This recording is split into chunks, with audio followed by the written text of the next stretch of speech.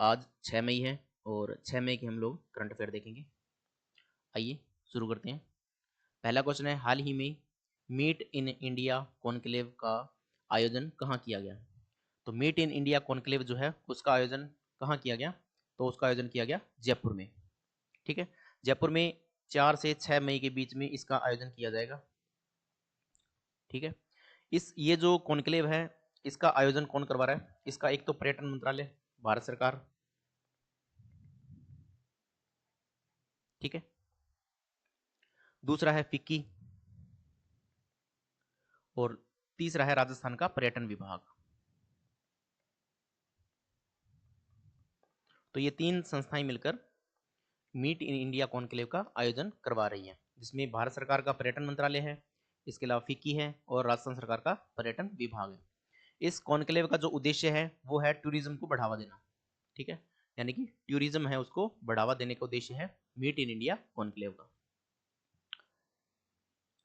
Next है, हाल ही में कौन सा राज्य जहाज निर्माण नीति, मरम्मत और पुनर्चक्रण नीति 2025 को लागू करने वाला देश का पहला राज्य बन गया है? तो वो कौन सा राज्य है? वो है आपका महाराष्ट्र ने। महाराष्ट्र ने हाल ही में जहाज निर्माण नीति, मरम्मत और पुनर्चक्रण नीति जो है वो जारी कर दी। ठीक है, इसके तहत वो खुद ही जहाज निर्माण वगैरह और उसका मरम्मत और पुनर्चक्रण करवाएगा। नेक्स्ट है,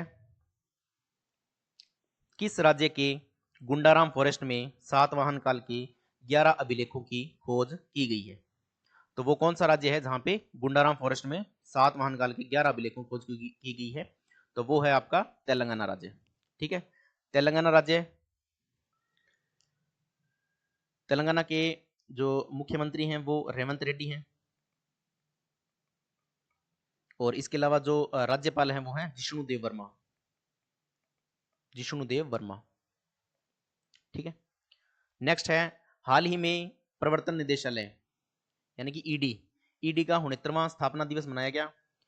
यह किस मंत्रालय के अधीन जो है वो कार्य करती है? तो ईडी जो है वो वित्त मंत्रालय के अधीन कार्य करती है। ईडी का जो गठन हुआ था वो हुआ था 1 मई 1956 को। ठीक है, ईडी का काम क्या है? ईडी जो है मनी लॉन्ड्रिंग,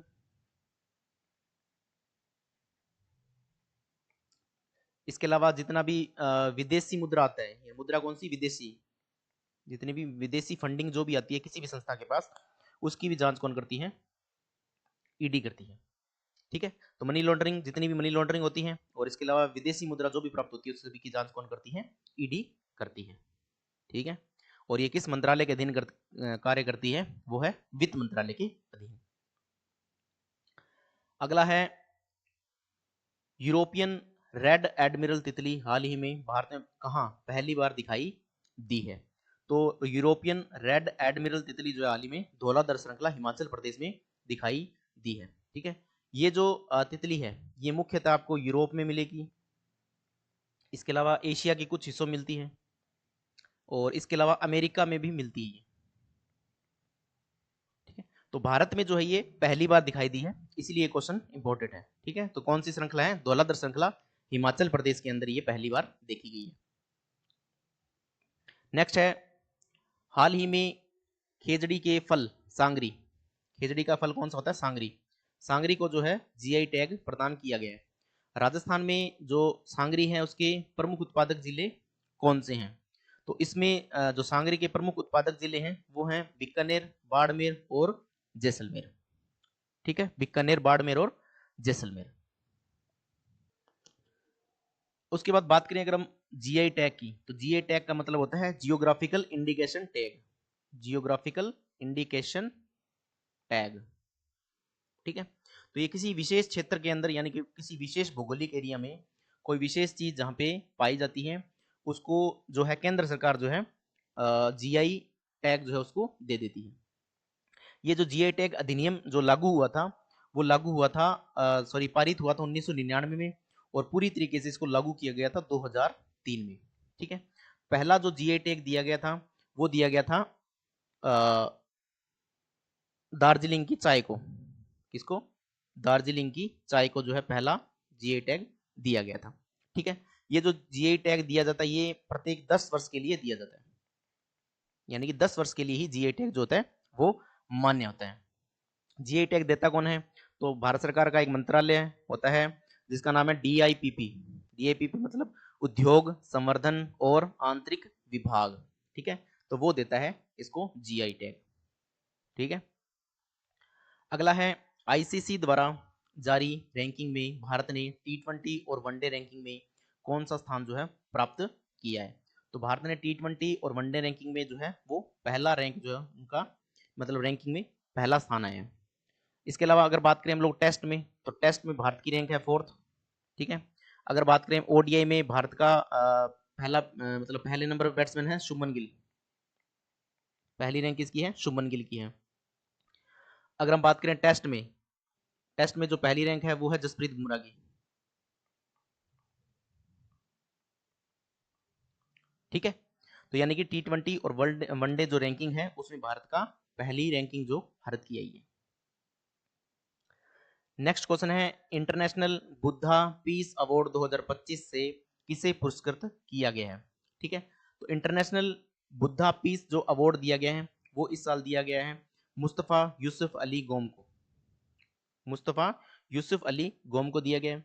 ये जो है ये सोशल वर्कर हैं, ठीक है, सोशल वर्कर हैं। और इसके अलावा अगर बात करें इंटरनेशनल बुद्धा पीस अवार्ड जो है वो कौन सी संस्था देती है? तो उसका नाम है मैत्री पीस। कौन सी संस्था है? मैत्री पीस जो ये अवार्ड जो है हर साल देती है।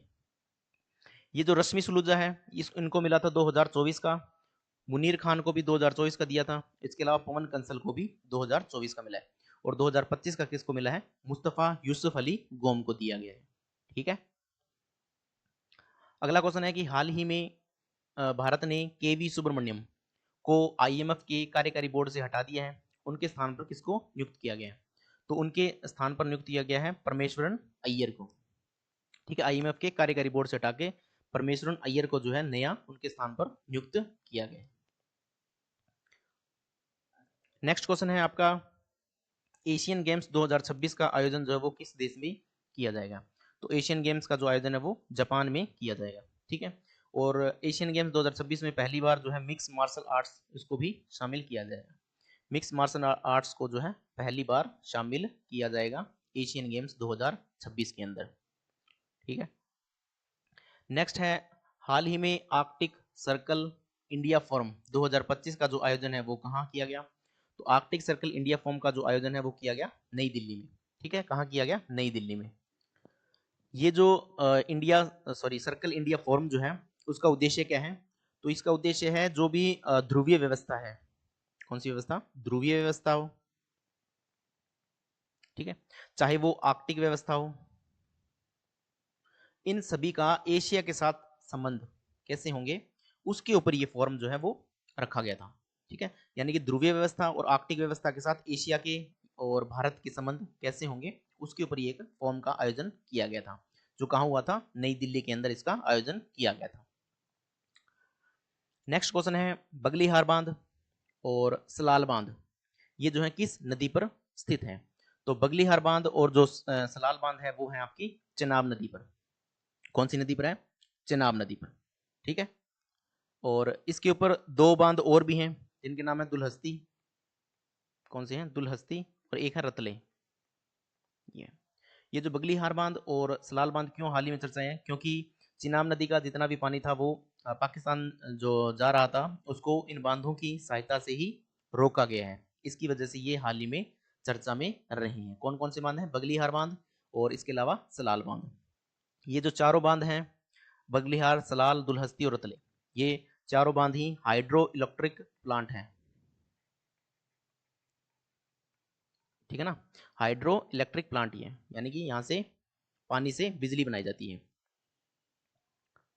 नेक्स्ट है हाल ही में आईटीबीपी ने दुनिया के 5वें सबसे ऊंचे पर्वत माउंट मकालू पर चढ़ाई की है।